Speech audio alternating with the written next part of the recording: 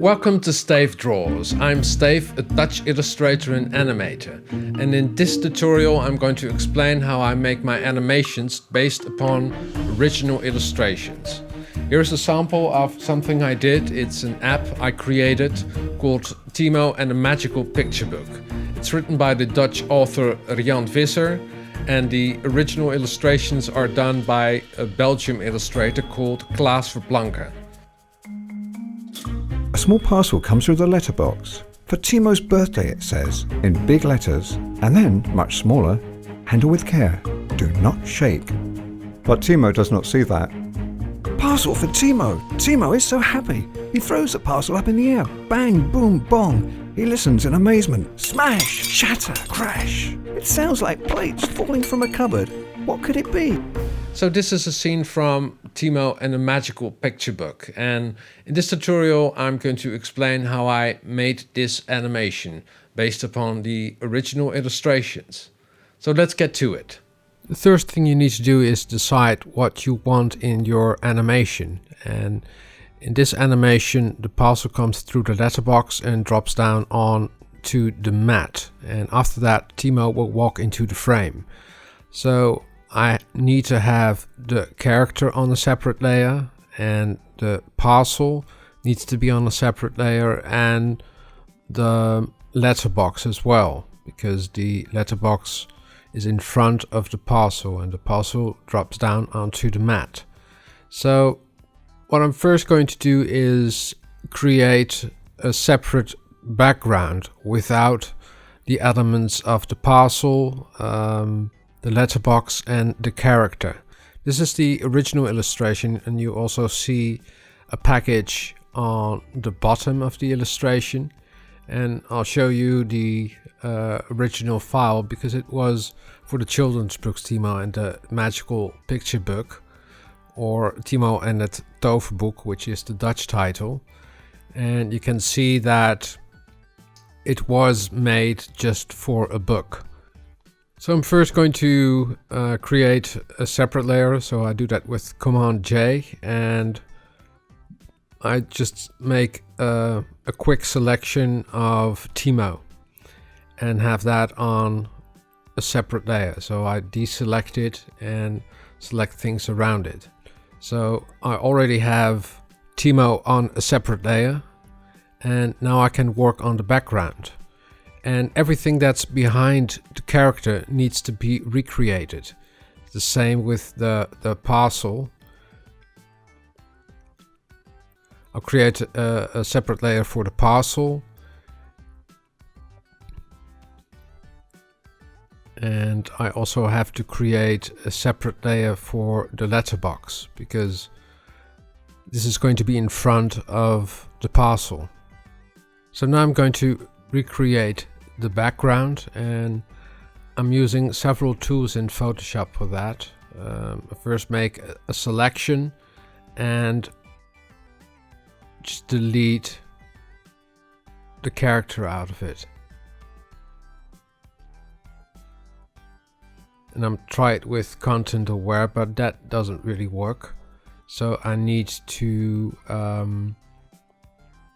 duplicate the background of the wallpaper, and it's always interesting to see work of other illustrators, because this is built up with several. It's a mixed technique, because the wallpaper is a real wallpaper that was glued onto the illustration, and the rest of the illustration is done with watercolors.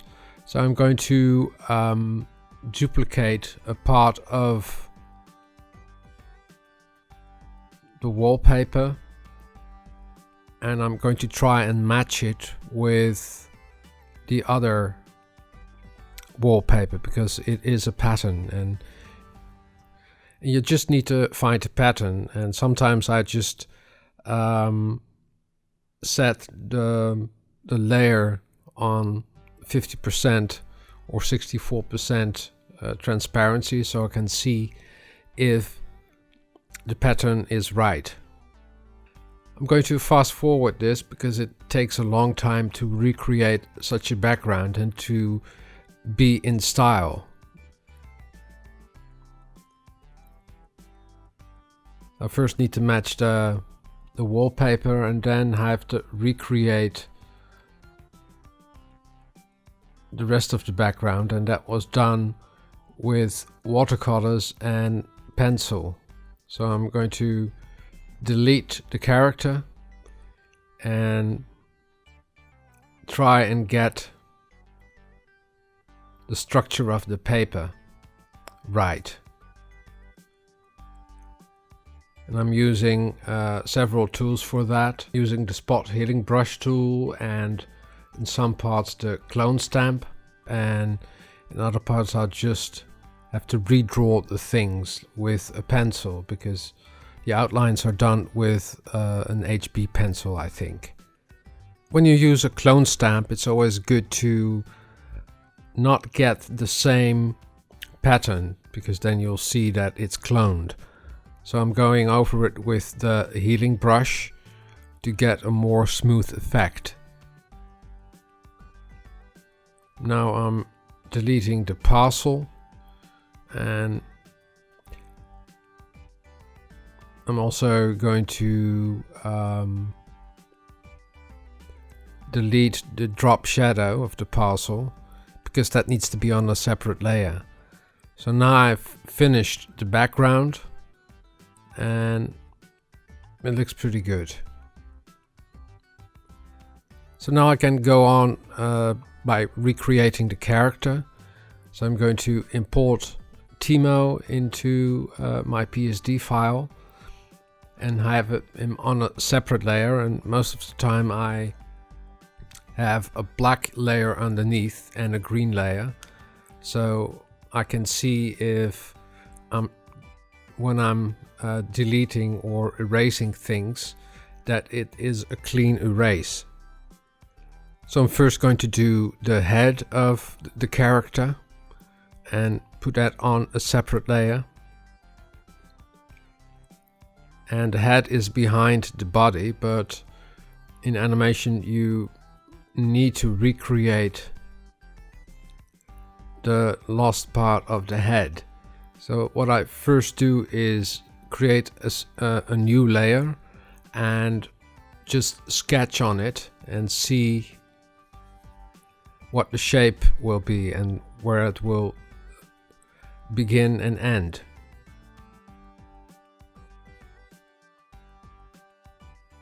And this is just for reference, so it doesn't have to be perfect. I'm using a stamp tool for that.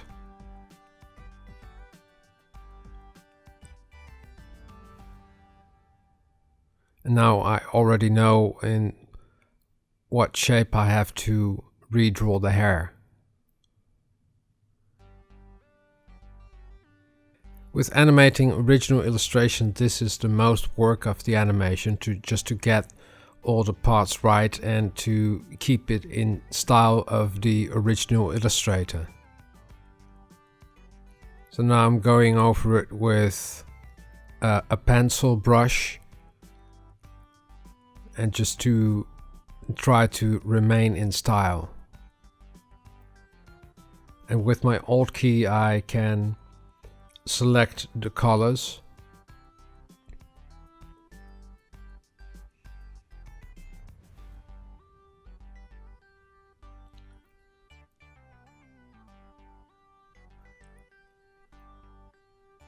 But it's always nice to see how other illustrators work, and by doing this you really have to study how they draw their strokes, how they set up their characters,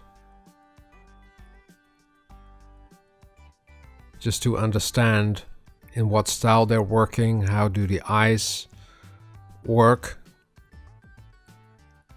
So the first thing I do is study the whole book and study all the elements of the character, and then I can adjust the files and stay in style of the illustrator. Or maybe it's gonna wink, so I'm going to create a different eye, which is a closed eye, So I made a duplicate file. Now I'm going to draw the eye closed.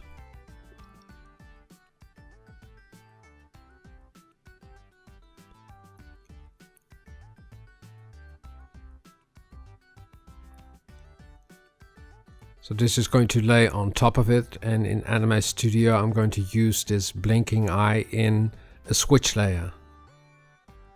So now I'm finished with the head, and now I have to go on and do the upper body. So first what I do is create a new layer by pressing Command J.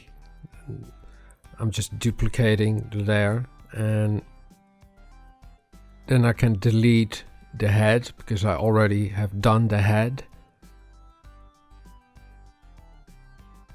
and the feet. The feet I'm going to do in a separate layer as well.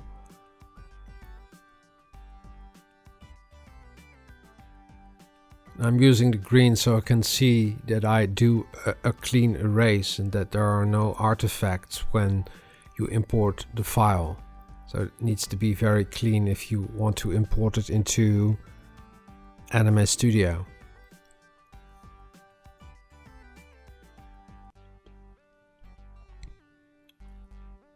So you really need to zoom in, to get the right line width.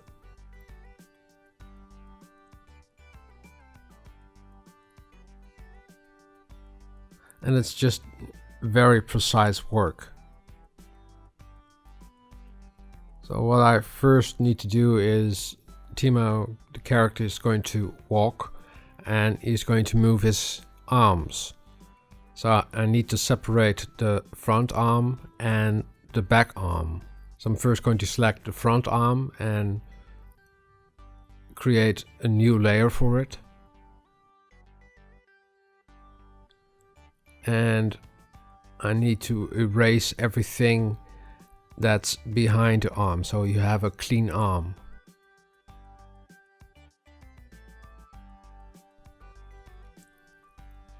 Next thing I'm going to do is the back arm, and this is a little bit more difficult because you don't really see it, but it needs to be redrawn, so I create a new layer. I'm going to sketch the basic shape of the arm so I know how I can recreate it. So now I'm using a clone tool to get the same structure of the brush the illustrator was using. And now I just can fill it up and leave the outlines on top.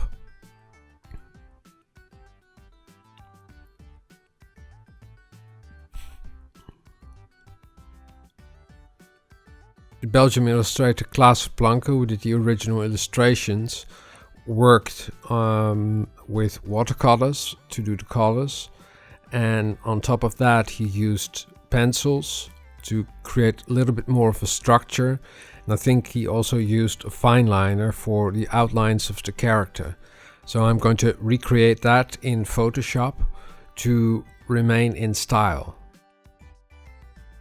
So now I need to recreate the body and delete the back arm and the front arm. And the front arm is going to be a little bit more difficult to do because you need to be drawing in the same structure the illustration was drawn in.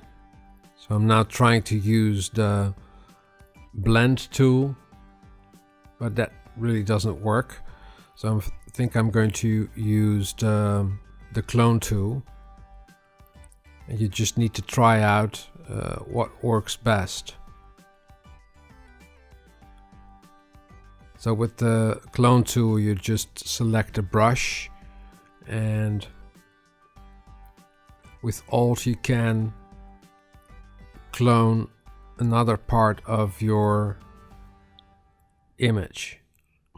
And it's a little bit like, painting with a brush. So I'm using the clone tool, and I'm also going to use different methods like drawing with a pencil and remain in style of the original illustration. And when I'm finished with a certain part, I just grab the select tool and see if it works.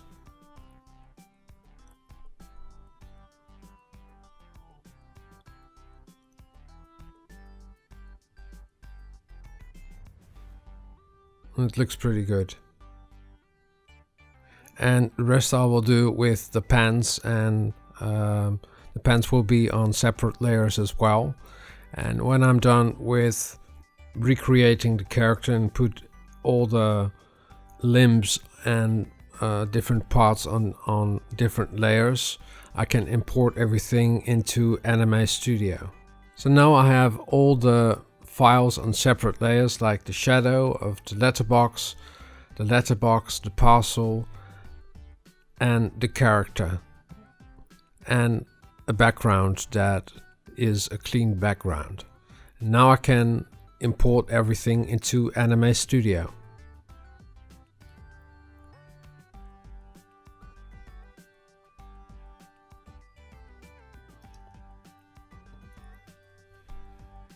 So this is the final animation I did, and this is the